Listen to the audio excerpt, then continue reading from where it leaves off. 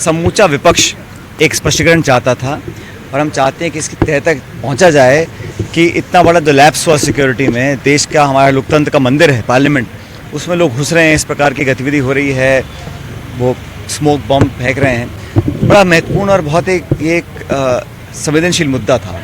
इस मुद्दे पर विपक्ष सरकार का स्पष्टीकरण चाहता है और बिल्कुल ये अधिकार भी हम सभी साथियों सांसदों का है कि वो हकीकत तक पहुँचें। और सरकार, सांसद अगर जवाब मांगते हैं, स्टेटमेंट मांगते हैं, तो लगातार उनको सस्पेंड करने का जो क्रम चला हुआ है, ये लोकतंत्र के स्वास्थ्य के लिए बहुत बुरा संकेत है। आज भी 2 सांसदों को सस्पेंड किया। 150 सांसदों को आप अगर लोकसभा और राज्यसभा से निलंबित कर देंगे तो क्या संकेत देना चाह रहे हैं?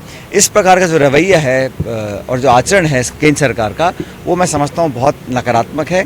और उसी के विरोध में आज हमारी विधानसभा के अंदर जब आज हम सब लोग शपथ ले रहे थे, तो समूचे कांग्रेस पार्टी के सभी सदस्यों ने अपने हाथ पे काला पट्टा बांधा था। एक सांकेतिक विरोध हम लोगों ने किया, क्योंकि लोकतंत्र में अपनी बात रखने का अधिकार सब लोगों को है। और जो लोग चुनकर गए हैं अलग अलग पार्टियों के लोग, और समूचा विपक्ष, कोई सिर्फ कांग्रेस की बात नहीं है, सभी विपक्ष के सांसद अपनी बात रखना चाहते हैं, जवाब मांगते हैं, सदन पर डिस्कशन नहीं होता। और उसके बाद जिस प्रकार का रवैया सरकार का रहा, मैं समझता हूँ वो बिल्कुल ही गलत है।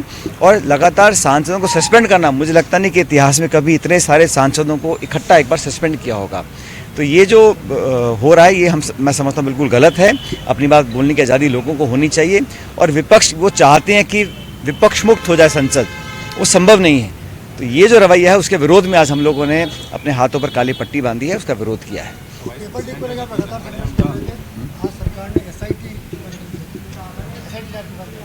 हम तो शुरू से मेंटेन किया है कि अगर किसी ने कुछ गलत काम किया है, उसकी तह तक जाएं। और नौजवानों के भविष्य के साथ खिलवाड़ करने का अधिकार किसी को नहीं है, चाहे वो कितने बड़े पद पे हो, किसी दल का हो, अधिकारी हो, नेता कोई भी हो। भविष्य नौजवानों का, उसको सुरक्षित रखना हम सबकी सामूहिक जिम्मेदारी है।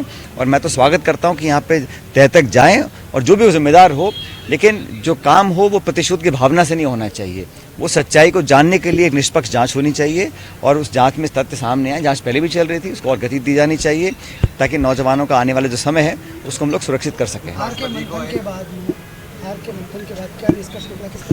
हमारी मीटिंग हुई थी दिल्ली में और उस पर हमने बड़े विस्तार से चर्चा करी है, अलग अलग बातें रखी हैं। और मुझे लगता है कि हम सब चाहते थे सरकार बने तीनों राज्यों में, लेकिन हमारी सरकार नहीं बन पाई।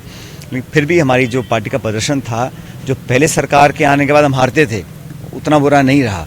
1.5-2% का डिफरेंस है, लेकिन फिर भी मुझे लगता है कि हमको बड़ा दुख है इस बात का कि हम सरकार नहीं बना पाए। बहरहाल आने वाले समय में लोकसभा के चुनाव हैं, उसके लिए तैयारी हो गई है। 2 राज्यों में AICC ने बदलाव भी किए हैं। राजस्थान में आगे का रणनीति होगी, उस पर लगातार चर्चाएं हो रही हैं, संवाद हो रहा है। कल दिल्ली में कांग्रेस वर्किंग कमेटी की मीटिंग है, उस पर भी आगामी लोकसभा चुनाव को लेकर एक रूपरेखा तैयार होगी। कल ही इंडिया अलायंस की मीटिंग हुई है, सीट का बंटवारा है, रणनीति है, कैंपेन है, कैसे करना है, उस सब पर चर्चा होगी। और मुझे लगता है कि अगर विपक्ष हम लोग मिलकर एकजुटता से लड़ेंगे तो अच्छे परिणाम आएंगे और 2024 में हमारी इंडिया अलायंस की सरकार बन सकती है।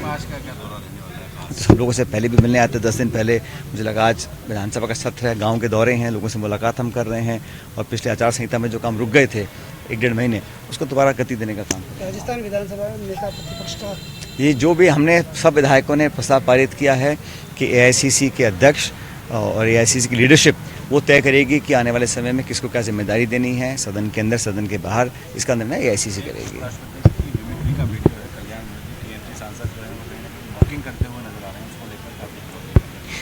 देखिए, मुद्दा क्या है? मुद्दा ये है कि आप सांसदों को निलंबित कर रहे हैं, वो मुद्दा ये है। अब साइड में अलग अलग मुद्दे बनाकर उसको आप हेडलाइन देते हैं, वो बात नहीं है। मुद्दा ये है कि सांसदों का 150 सांसदों का निलंबन करना क्या ठीक है? अपनी बात रखने का अधिकार विपक्ष को नहीं है। तो ये जो कार्रवाई हो रही है उसको गलत अनुचित मानते हैं।